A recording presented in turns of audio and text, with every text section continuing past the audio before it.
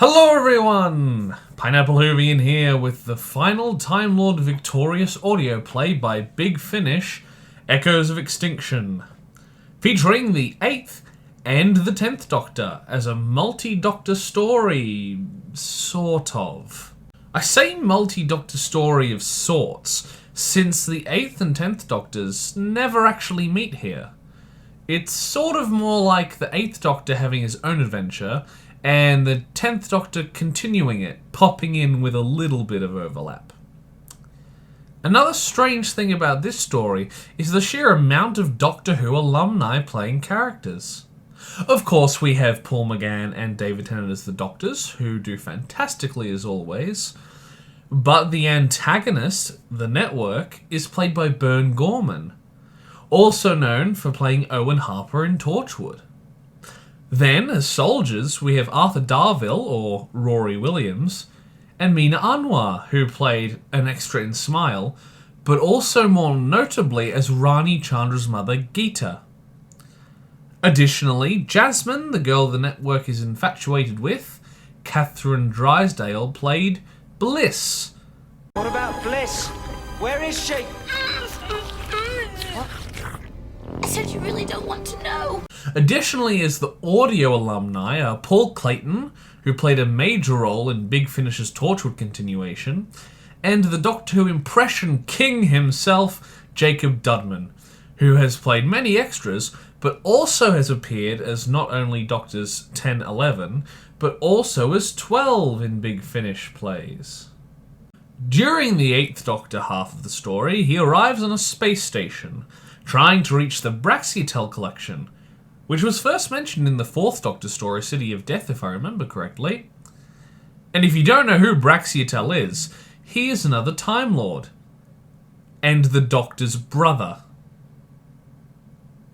Once on the station, 8 meets a woman and her robot butler, who are apparently under threat from a psychic being known as the Network, who has just finished slaughtering everyone on the planet below. The story itself is a mystery, but I will go through it here, so if you don't want the major spoilers, maybe click away now. On the planet the station is orbiting, some scientists created the Network, and taking pity on it, Jasmine let it escape as it hid away in her mind. And unable to get it out, the higher-ups of her society and the experiment framed her and the Network to try to get their way.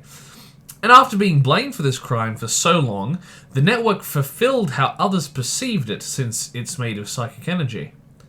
It travelled down to the planet and killed everyone just as it was perceived, a bloodthirsty murderer. The Doctor arrives in time to defeat it and takes Jasmine away to the Shadow Proclamation, to capture the Network so it can't fall into the wrong hands.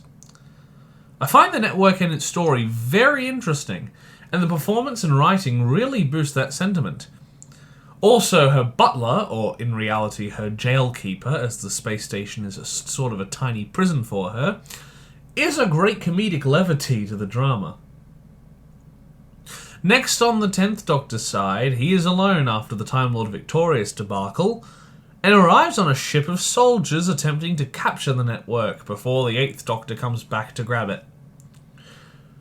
They are average characters, but get enough time to have a semi-strong connection to them before they're killed off, but none particularly interesting in themselves. Eventually the problem is solved, and we get a great monologue from 10 as he laments the hell 8 is going to go through once finished with this adventure, not only through the Time Lord Victorious event, but the Time War, and everything that comes with that. It comes across as quite touching, honestly. To wrap up this review, this is a story that works very well on its own, but also works as a good epilogue to the Time Lord Victorious event. 8 is as good as ever, and 10 puts in a very emotional performance, especially in that last scene, doing well to continue the feelings and sentiment built up along the Time Lord Victorious range. Even if both their performances are quite short, as I'm pretty sure these are only half-hour episodes, so an hour in total.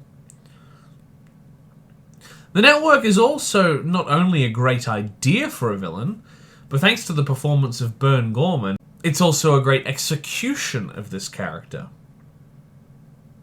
I give Echoes of Extinction by Alfie Shaw and Big Finish an 8 out of 10. Thank you everybody for watching this mini review of the final Time Lord Victorious piece of the puzzle.